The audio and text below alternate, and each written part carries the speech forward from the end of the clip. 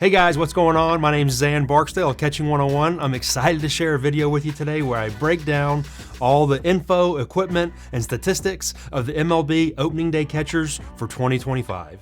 Now, before we get into the video, I have one thing to ask of you. If you like videos like this and you want to see more in the future, please click the subscribe button below and turn notifications on so that you never miss another video. The first thing that we're going to look at with these guys is their body type, which includes their age, their height, and their weight, so you can see what the average Major League catcher actually looks like. On opening day 2025, the average age of all starting catchers was 28 years old. The youngest catcher in the group is Drake Baldwin of the Braves, who's only 23 years old and just got drafted in 2022. He's made his way up extremely quickly and was the youngest starting catcher in Major League Baseball on opening day 2025. On the other end of the spectrum, when we look at the oldest guys, the oldest starting catchers on opening day were 34 years old, and there were 4 of them. And they were Kyle Higashioka, JT Realmuto, Salvador Perez, and Elias Diaz. One thing that I think is interesting about that is Salvador Perez is only 34 years old. It feels like he's been in the league forever. That guy keeps doing it year after year. Now, let's look at these catchers' height. The average height of a Major League catcher on opening day is exactly 6 feet tall. There were 3 guys who clocked in as the tallest catcher on opening day, standing at 6'3", and that's Joey Bart, Salvador Perez, and Ryan Jeffers. And the shortest catcher to start on opening day is Alejandro Kirk, but don't let his height fool you. This guy is built like a tank. Now, as we move on to the average weight of Major League catchers in 2025, the average weight of a catcher on opening day was 216 pounds, which remains about the same. I've tracked this every year over time, and it's usually in that 215-pound range, so it hasn't changed too much over the past 15 years or so. The heaviest catcher would be Salvador Perez, who's one of the biggest guys in the league. He weighed in at 255 pounds. And the lightest catcher is Logan O'Hoppe, who only weighs 185 pounds. And I say only weighs 185 pounds because there are only 6 catchers on opening day who weigh under 200 pounds in the major leagues. Most of these guys are going to be bigger, physical, strong guys, and they're going to weigh over 200 pounds. So the smallest is 185, Logan O'Hoppe, and the largest is Salvador Perez at 255. So if you want to see what the average catcher in Major League Baseball looks like, there are 2 guys that I would recommend checking out. Number 1, Danny Jansen, who is going to be 6 foot 1 inches tall, 215 pounds, and then Luis Torrens, who's 5'11", 217 pounds. Both these guys are extremely close to the MLB average of 6 feet tall and 216 pounds. So if you want to watch a game or you want to see clips of what the average MLB catcher looks like, these are the 2 guys to watch. Now that we've talked about what these guys look like, let's talk about where they're from. One question I always like to ask and I find interesting is how many catchers are from the United States and how many come from a different country.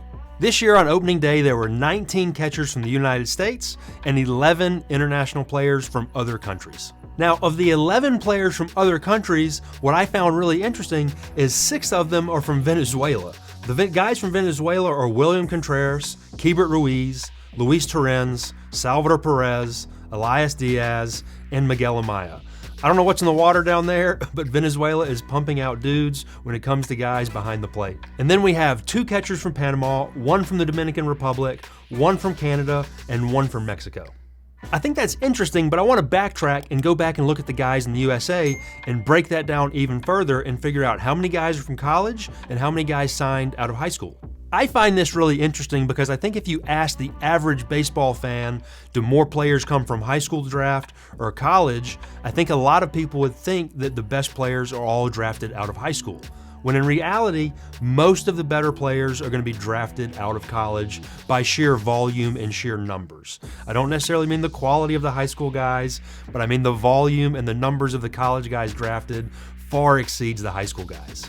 So this year, of the 19 guys from the USA, there were 15 that signed out of a 4-year college and 4 that signed out of high school. Now let's go ahead and move on and talk about these guys' equipment. I know players a lot of times are infatuated with gear and want to know which helmet, chest protector, shin guards, and mitt these professional guys use. So let's go ahead and spend a little bit more time on what equipment that the Major League catchers are wearing in 2025. I think most players consider the mitt to be the most fun piece of equipment that catchers get to wear, and that's what we take the most pride in. So before we break down what mitts the Major League catchers are using, I want to let you know that you can buy basically any mitt on the market from my friends at justgloves.com by using the link in the description below. The most popular mitt brand among catchers in 2025 is Rawlings by quite a bit. There are definitely more guys wearing Rawlings than any other mitt combined. There are 21 guys who are wearing Rawlings currently on opening day. The other brands represented beside Rawlings are there were 3 guys wearing Mizuno, 3 guys wearing All-Star, 2 guys wearing a Wilson mitt, and for the first time ever, I believe, a 44 Pro catcher's mitt in the big leagues. Now, if you've followed me for any time before, you'll know that my personal favorite is All-Star. I've got a great relationship with them. I think they have the highest quality mitts. I think they listen to the players. They're innovative, and they make fantastic quality equipment that all catchers love.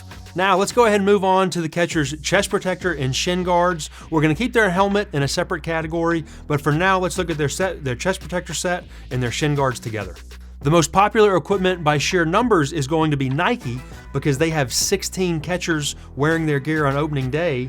And then we have All-Star coming in with 5 guys, Rawlings at 4, Evo Shield with 2, Mizuno also with 2, and we have 1 catcher wearing Under Armour. Next, let's look at the helmet type. Okay, we're going to break this down into 2 categories, the hockey style helmet versus the traditional 2-piece face mask. I think a lot of people might find this interesting, but there are 19 Major League catchers wearing a traditional 2-piece mask and only 11 wearing the hockey style mask. I know at the younger ages, the hockey style is mandated, so many of you may find this interesting, but Major League catchers typically prefer a 2-piece traditional mask over the hockey style helmet. While the mitt may be the most fun piece of equipment, I think the helmet is probably the most important piece of equipment if you were to ask any catcher in Major League Baseball. Over the past number of years, there's been an emphasis on catchers' head protection and trying to prevent concussions, and I think you'll see that when we look at the numbers in just a minute. So when we look at these helmets by which brand Major League catchers are choosing, the number 1 choice by Major League catchers is All-Star. There were 11 catchers on opening day of 2025 wearing All-Star headgear to protect their head. In second place, we have Force 3. They had 7 guys representing their gear. In third place, we have Nike with 6. And then Mizuno, Under Armour, and Evo Shield all were represented by 1 catcher wearing their helmet. The last 2 categories of equipment that we're going to look at are knee savers and catcher wristbands. Now, 15 years ago, when I started doing this study, more than half of Major League catchers wore knee savers to protect their knees. However, with the adoption of 1 knee down catching, the knee savers are no longer used by anybody in the major leagues, and these seem to be on the decline. And when we look at catchers wearing a wristband, there were 21 of the 30 catchers on opening day who opted to wear a wristband. Now, just to be perfectly clear, the wristbands that catchers are wearing, they do not have pitches on them. This is not like Never Miss a Sign, where teams are using these to relay signals to catchers. These have important information like scouting reports, hitter hot zones, what to do in specific situations, have help with the run game. It's basically a cheat sheet that catchers wear on their arm to use during a game or during at bat to give themselves more material or more information about what's going on in the game at that moment. And the last category of things that I want to talk about are how many catchers used a 1 knee down catching style on opening day. Now, this has been on the rise over the past number of years, and this year, for the first time, 100% of catchers on opening day used a knee down stance. Just to be clear, I'm not saying that if you're a high school age or younger catcher that you have to be 1 knee down, but this absolutely is what the guys at the highest level are doing because it gives them the most opportunity to receive low strikes, and they absolutely have as much ability to block balls in the dirt, and many guys are throwing even better out of a 1 knee stance than they do out of a traditional stance. So, no matter what you hear your favorite guru on X or Instagram say about guys using the 1 knee down stance, this is here. Guys are using it. It's not a couple of guys. It's basically everybody in the big leagues. Now, are they going to use it in every single situation? Maybe there are some guys that we'll see transition into a traditional style stance, but all guys are using it at some point during the game. So it's something you want to consider working on or looking into if you're not using it already.